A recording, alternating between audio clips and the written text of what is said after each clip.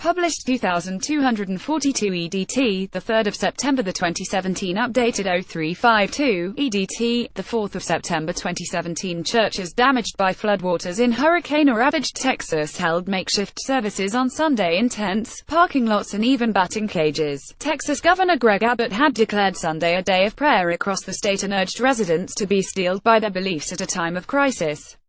Pastors of the First Baptist Church in Rockport held their service outside in a tent after their church was severely damaged during the deadly storms. Members of the congregation brought along camping chairs as they crowded into the tent. Church members gather inside and around a tent for service at First Baptist Church of Rockport on Sunday after their church suffered severe damage from Hurricane Harvey. First Baptist Church of Rockport had its front wall ripped off during the deadly hurricane only days before Harvey hit. Congregants at Christ United Church of Cyprus had celebrated returning to their beloved church after a long absence.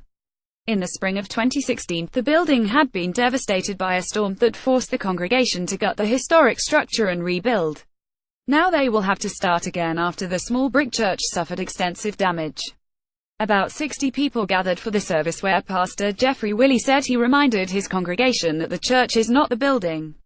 "We are the church." At the Pine Forest Baptist Church in Vidor, about 45 people gathered for a service in the parking lot after the church was flooded. Pat Lawrence and her fiancé, Jim Frazier, arrived on a tractor after navigating the floodwaters that had left some homes cut off, like islands. Becky Livingston plays the keyboard during service at First Baptist Church of Rockport as members of the congregation gathered with their camping chairs. Pastor Barry Jeffries talks to about 2,000 church members as they gather in the parking lot of the First Baptist Church. Church members gather in the parking lot of the First Baptist Church after their church was damaged by floodwater. Samaritans lock arms in prayer after helping clear furniture from the flooded house of a neighbor. Texas Governor Greg Abbott had declared Sunday a day of prayer. "You can hardly comprehend all the water that's around," Lawrence said. "My house is not flooded, but getting out is flooded. I've been in my house since last Saturday," she added. "We came on the tractor because we wanted to come to church." Associate Pastor Dale Prudhomme told the congregants that prayer would help sustain them. After the service, he announced where supplies were being distributed, and what roads were passable. "With people around the world praying for Texas, that's going to give you the strength to carry on," he said.